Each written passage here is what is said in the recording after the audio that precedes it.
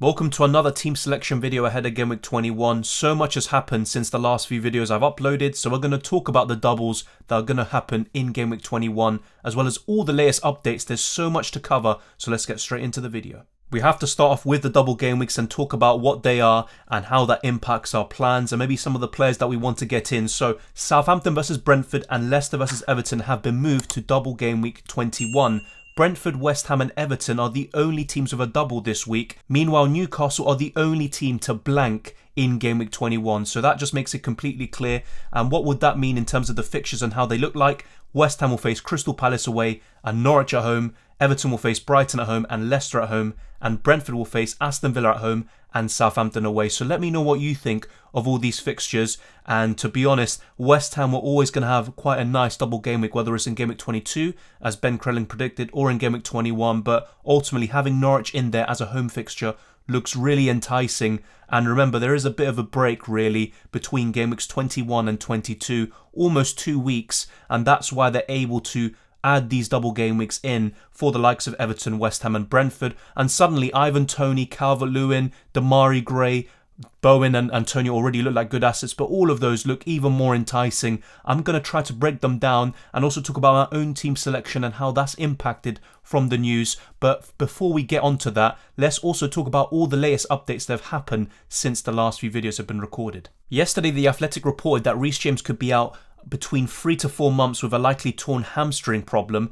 and now today reports are that he's going to be out for at least 2 months. So that kind of does make sense with the nature of the injury, how he had to come off before the 30th minute, and also just the extent of the injury. Now, it's not official confirmation yet, but it does look likely that he's going to miss out several weeks or months at the very least. So Reece James is an easy sell, it looks like, and even before his injury, I was talking about him being a sell in my transfer tips video the other day. And also, Leicester versus Norwich has been called off. I was continuously updating the comments, the pinned comments, talking about the concerns about that game going ahead, as well as fresh COVID cases for Newcastle, and those games subsequently got postponed. And also, Brendan Rodgers says that Jimmy Vardy could be out for up to a month. So that's another bit of injury news. Callum Wilson's another one with a suspected calf problem. Saint-Maximin also added to those injury concerns for Newcastle United, as well as Ryan Fraser. So many injuries, postponements, double game weeks, blanks, all to keep up with. And then also, the EFL removed the requirement for match day testing. So this does kind of reduce the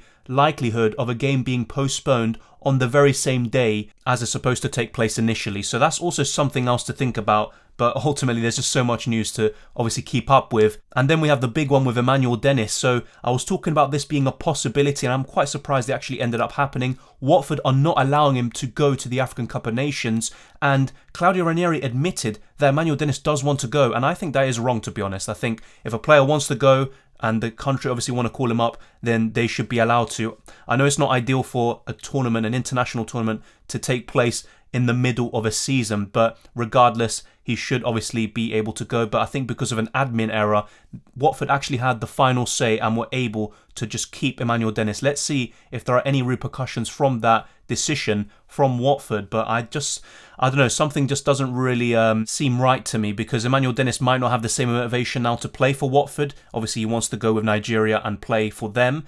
And also, I have seen cases in the past where the actual country will force the club to then not be able to play that player for their decision that they made. So let's wait and see what happens there. But with Emmanuel Dennis, as much as I really like him as an asset and I think he's the best striker in the game right now, I'm still not obviously a big fan of the way things have turned out for Watford and Emmanuel Dennis. He should have been allowed to go to the African Cup of Nations, but let's see how that story develops. But regardless, if everything is quite fine in the background and Emmanuel Dennis still plays with the same intensity and with the same quality, then of course it's a really good news for us FPL managers who have him.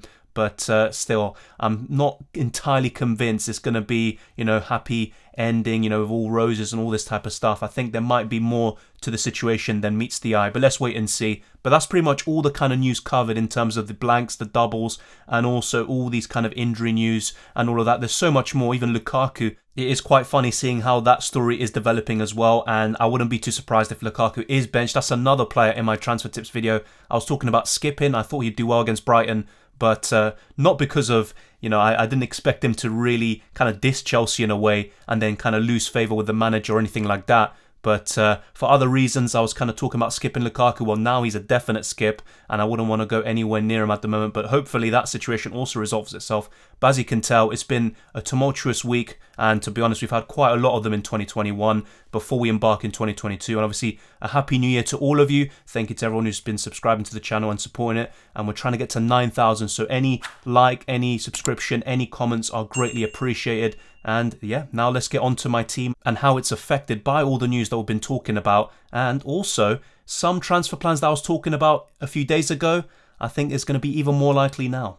I'm a bit more confident with my initial team heading into Game Week 21. Another kind of bit of news that I actually haven't even covered yet is that Southampton's game against Newcastle obviously was postponed, but now because of that Brentford having that double game week and that rescheduled fixture with Southampton now still have a game against Brentford. But that's just completely, my defender situation isn't great, let's be honest. Reece James being injured potentially for 2 months or more. You have Marcos Alonso. I mean, he is facing Liverpool after all, but then you have Livramento, who's an injury doubt, and he's only facing Brentford when he could have had a double game week against Newcastle and Brentford at home, which would have been very enticing. Cancelo and Trent are two mainstays, I'm happy with them, but you look at the rest and there's problems throughout my defence, so I do want to address that. But then you look at my midfield and the attack, I mean, especially with the midfield, I think there are still ways to improve it. And there's no Jarrod Bowen. So I think a move from Bernardo Silva to Jarrod Bowen is just the easiest thing I could do this week. And I could still get away with only making one free transfer rather than taking a -4 or a -8 to make multiple moves. And I'll be talking about that even later on, showing you the possible avenues where I can improve my team. But in terms of the captaincy, the whole situation has changed. Instead of just going for Mohamed Salah or someone else, I now have 2 double game week players I can rely on in Calvert-Lewin and Mikel Antonio, who are right now vice-captain and captain respectively. And I think I'd back Antonio a little bit more because Calvert-Lewin is just coming back from 2 injuries actually. And the fixtures as well just favour Antonio a little bit more. A London derby and also a home fixture to Norwich. And if I do bring Jarrod Bowen in, I'd actually be tempted to put the armband on him rather than Mikel Antonio and Calvert-Lewin. But right now, I think it just makes complete sense to go the double game week players. If I had Heung-min Son, I would still probably captain Mikel Antonio or Jarrod Bowen over him, but I would obviously love to have Heung-min Son regardless.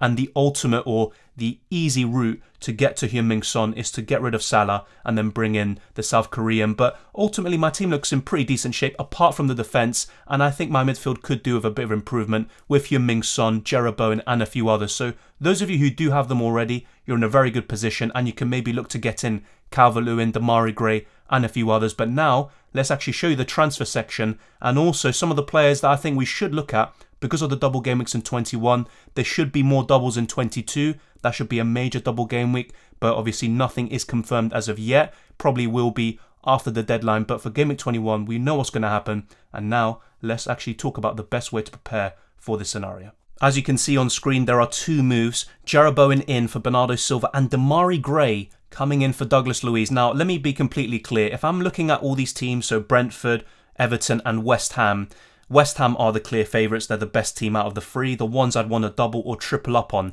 So you're looking at Jarrod Bowen, Mikel Antonio. They're 2 easy ones. You can maybe triple up with Said Benrahma or maybe a defender like Ben Johnson or Vladimir Coufal. Right now, Ben Johnson is playing as the left back because Creswell is injured and Masuaku is kind of in and out of the side. He's not really a dependable option. So Ben Johnson around 4 million looks really good. But then I look at West Ham's defence. It doesn't really fill me with confidence. So ultimately, it's Jarrod Bowen and Antonio that I look at from West Ham, and I think they're just kind of no-brainers and really good choices. Some of the other midfielders like Fornals and Benrahma look pretty decent as well, but ultimately it is those 2 that I'm looking at. Then there's Everton, and the same thing can be said about them, and probably even less so because I don't trust Everton as much as I do with West Ham. Calvert-Lewin I think is a great option, even better now with that double game week. Damari Gray, if you're bringing him in for someone like Douglas Luiz or another bench fodder option, I think is a really good choice, or even an Arsenal midfielder, because Arsenal do have 2 blanks within the next 5 or 6 game weeks, and I think that could be a good move. But if you're looking to bring out someone like Foden for Damari Gray,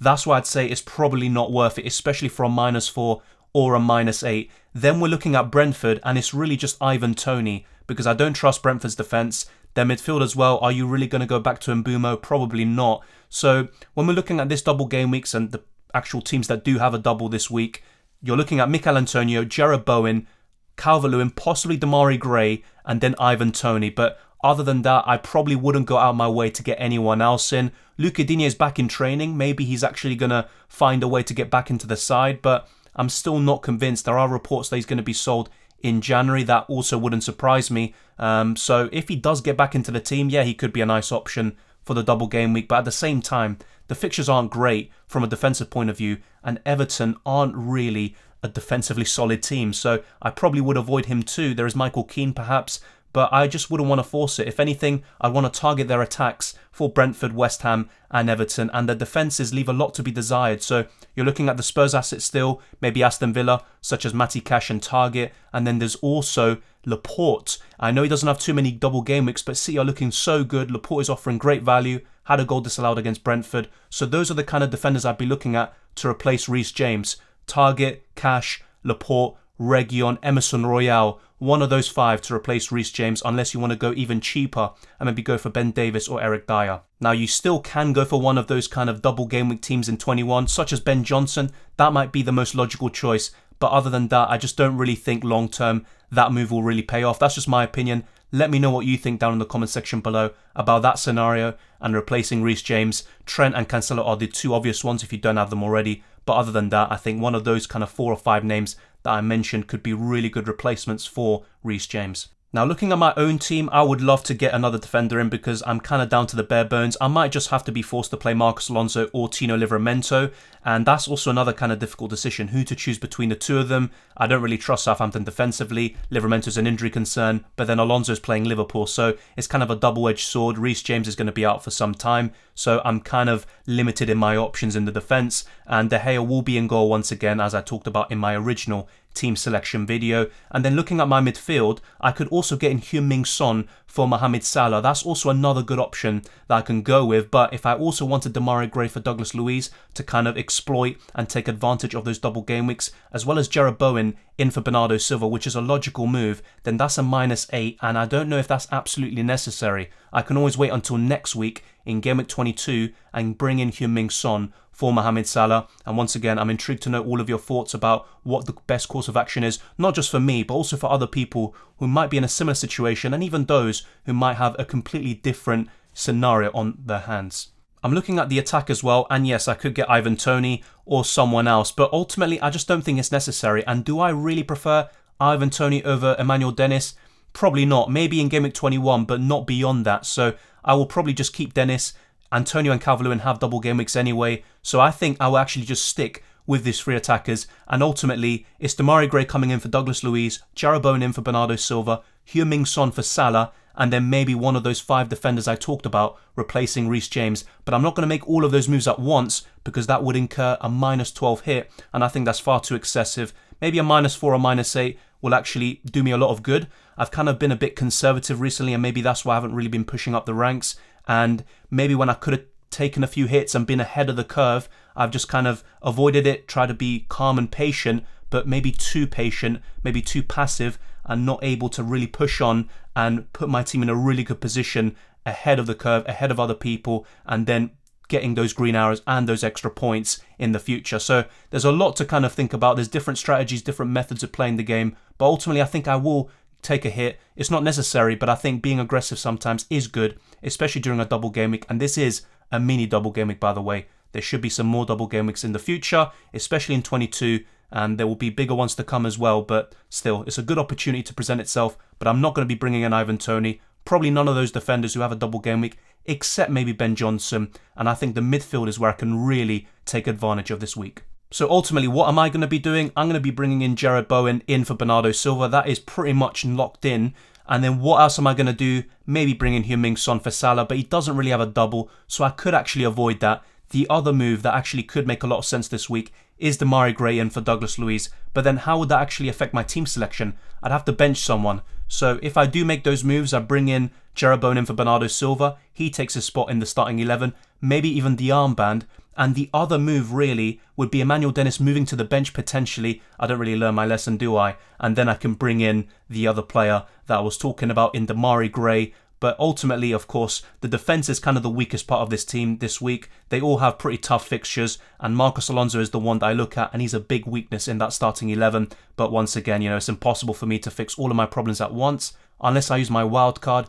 And for those of you thinking about using the wildcard, if I'm being completely honest, I think it's not a good time to use your second wildcard so early on, because what if you bring in all these players who look really good for Game Week 21 or 22, and then games are postponed anyway because of COVID and other reasons. So I just don't think it's really a great time to be using the second wildcard. I would rather use it a bit later on in the season when the situation should have calmed down, and you also can use it in conjunction with other chips to build the best strategy possible. And chips can be a bit overrated at times, but they can still be very useful, and you can still just use the second wildcard to assemble a really good team for the latter half of the season when most people will be struggling to get an 11 out and might have to take hits along the way. So I think personally a wildcard, if possible and depending on your team situation, is better used later on in the season rather than right now. Another question that a lot of people have been asking me is about Mohamed Salah. Should we sell him this week or next week? Ultimately, I don't think it really makes too much of a difference. Who would I rather have? It is Heung-min Son, of course, even in Game Week 21. But you don't have to sell Salah, especially for a hit. Chelsea is a really tough fixture on paper, but they are out of form. They've got so many problems in the background, and Liverpool are off form too.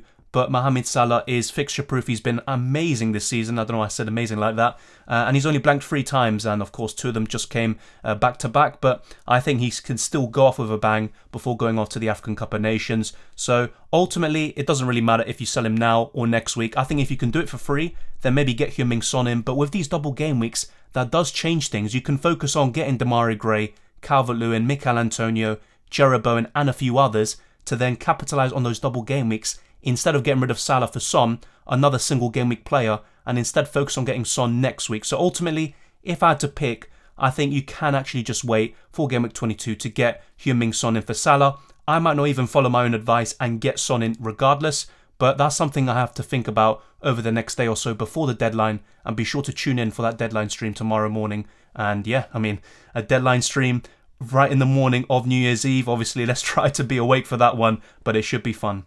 And lastly, I've also seen someone ask me on Twitter, what should I do with Mohamed Salah, because I'm going to be free hitting in Game Week 22 to take advantage of those double game weeks. Should I sell him now or should I keep him? And ultimately, I think in that situation, if possible, I look to sell him for Heung-min Son. So it's not black and white really. It ultimately depends on your team situation. But in most cases, I think you don't have to make the move. It's just a kind of luxury one that probably improves your team on paper, gives you a good captaincy option. But with these double game weeks, Heung-min Son isn't as important as maybe he was 2 or 3 days ago on paper. So that's my updated team selection. Hopefully everything is clear. If you have any further questions, then let me know down in the comment section below. We went through a lot of information today, obviously in such a short space of time, and I appreciate everyone who's decided to click on this video. If you enjoyed it, smash the like button and subscribe if you're new around here. And as I said before, hopefully, well, Merry Christmas, obviously that has passed, and a Happy New Year to all of you. And good luck with Game Week 21. Hopefully it is actually promising and much better than the last few weeks. At least for me,